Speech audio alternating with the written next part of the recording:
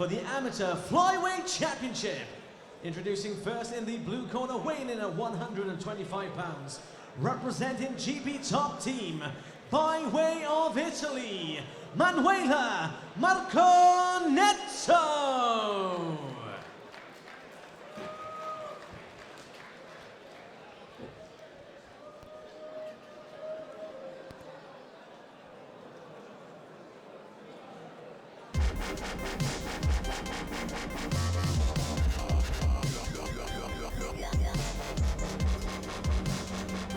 And now, would you please welcome her opponent in the red corner, weighing in at 125 pounds, representing Frontline Muay Thai, Camilla Bergstrom.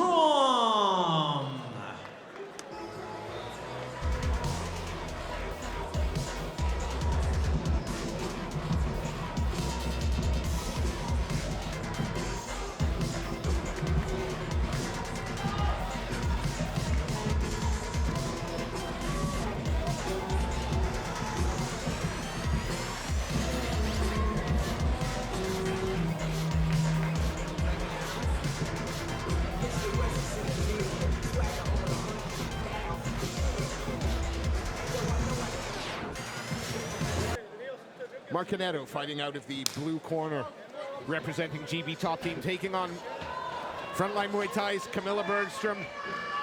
Again, this for the CWASE Amateur Women's Flyweight Championship. Bergstrom at the moment, backed to the cage. Manuela Marconetto. Marconetto came out and closed the distance quickly. That's good head pressure, keep it. Now controlling against Cage. It'll be interesting to see if she uses this for the inside trip that the Frontline MMA, the entire team seems to be very accomplished at as of late. Absolutely. I mean, she is chipping away with knees to the body, and Bergstrom is firing back. Bergstrom's got to control bring the head up here, doesn't she? Yeah, I mean, it makes it really difficult because if you look, Manuela's put her head in the perfect spot, right up underneath the chin, and she's kind of controlling and dictating how Camilla's body's going to be. She's got the body lock, but she's very high on top. Now the body lock's broken, and Manuela's pushing in, but Camilla's doing a very good job of keeping her from being able to lock her hands. Yeah, she doesn't want to lose she had the underhook and the overhook. The underhook one side, overhook other. Now she's forcing down that head. Now it looks like pulling it back, trying to pull it back up. Yeah, it looks like Manuela's got her hands locked, but one of the biggest things behind it is Bergstrom's legs are very long. Yeah. So being able to actually get her up off the mat, it's going to have to be either a lift or a quick little dump. And every time Bergstrom gets just a tiny bit of space, she peppers the body with knees. And again, Manuela's head positioning is perfect. Yeah, and if you notice now, Camilla's trying to fight her head down to be able to actually, because it just gets annoying. Your head's getting pushed up the entire time, and wherever your head goes, your body follows. And again, just good cage generalship there. Marconetto, I think we've seen a game plan here. I think we know what she's looking for. And it could be what her strengths are. Absolutely. She's obviously an extraordinarily strong young woman. So she's able to push her up against Cage and control it. She realizes she has a taller fighter, so she's going to be at a little bit of a range disadvantage. So she's fighting it close and kind of keep it in the phone booth. And of course, immediately to her right, she's in her corner. Brad Pickett calling for try to take a double, but referee Rich Mitchell says enough of the stalemate. Let's open it up. Oh, wow. That was a nice no-look overhand right. Goal, big knee again. Camilla Bergstrom happy to throw those knees away. Got to be careful of that single leg now. Well, I think Manuel, our referee, Rich Mitchell, starts us off in this women's amateur flyweight title contest. Camilla Bergstrom, the black two-piece with the Frontline MMA. It's going to pretty. Marconetto also in the black two-piece, but with the big tattoo over the back. and we get second verse, same as the first. Not really, because if you're looking what's happening here in the first, or what happened in the first as opposed to what's happening now, Camilla's doing a really good job of controlling where Manuela's head is at. So she's using a combination of a wizard crossface to try and, she realizes that you know after one round the strength disadvantage or advantage you might have, and so now she's got to get extremely technical to be able to turn her off of the cage.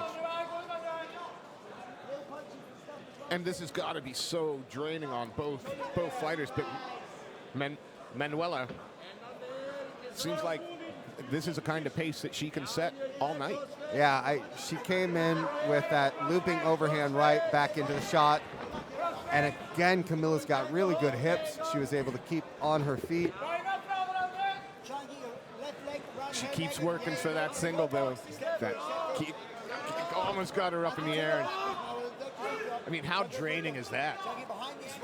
From a wrestling room perspective, you do it about a billion times in your life, so you're kind of just used to it. A lot of it has to go to as well as what kind of true conditioning you're in, because even if it fails once, it fails twice. If you go back to it 5 times. And now we'll see what Marconetto can do. With top position, she's got side control, got a minute and change left, you would think. Yeah. So is she gonna, again, she's gonna take her time. We haven't seen her rush anything, so we know she's not gonna explode. She's gonna consolidate that position, look to try and chip away. Yeah, but the thing behind it as well is the referee's over there saying, let's get something going on. And you notice how Camilla, as soon as that happens, she starts to get back to guard. Just a couple of little body shots there from Marconetto. And she's using that long legs to be able to stretch out Marconetto and kind of forcing her to not be able to land those close punches. Well, she's worked her way. I mean, how easy would it be to slice through that guard at the moment, that half guard at the moment? I mean, at this point right now, she's got the perfect setup for a arm triangle. Then you saw her, she tried to get to the side there. You can finish it from top, but she needed to get her head past that arm. And Camilla was doing a good job of blocking her to be able to get her head past that arm. Now both ladies take a deep breath here out of the second. One of the competitors. Here we go. Round 3. Marconetto ducked under the first shot and immediately tries to get into the clinch, tries to bully Camilla up against the cage. And Camilla's doing a good job this round, though, of circling out. But again, back to that really strong head placement, getting her hips in. I mean, really like she's like a pit bull. She gets a hold of it. She just won't let go. She'll keep pushing. Camilla doing far better this round in terms of not getting her back up pushed up against the cage. But nice knee up the middle, but just allows this Marconetto to close on in again. Yeah, she was doing a really good job the first 30 seconds or so of circling as Marconetto was coming in. But as you pointed out in the second, Marconetto, she just doesn't stop. She goes for it once, she doesn't get it, she readjusts, she keeps going, she keeps pressuring, and here she is doing it again, looking to try and pull out those hips. She on double this time as opposed, under both hips, trying to trip. Oh, that's like the move of the evening so far. But again now, the reason why she was effective though with that outside trip is as she was trying to lift that double, she realized that she couldn't actually get the leverage to be able to do it. She used that outside trip. She's now in a good position. It's on Camilla. You notice where her head placement's at during this. yeah. So it's not just the fact that her body's in the right place. Her hips are pushing up against the cage in the right place. But her head is down, and what that's allowing her to do is be able to control where Camilla's head goes. As you can see, like strong hip. Camilla there, I think that's just a bit of physicality that got her up there. A little bit of strength, a lot of grind, and I don't want to be down anymore. But Marconetto just refuses to let go. She wants to stay in. trying to chip away at the body, but you know, it's in these exchanges that you have to you think about what the judges are looking at. Are they looking at the strikes from the, or are they looking at the fact that you got your back up against the cage and you're being pressured down? Yeah, I mean, luckily I sit behind a microphone, not a pen. Yeah. But again, just keep saying it. She's just happy to embrace the grind, and it looks like she's got cardio to go for days, this Marconetto.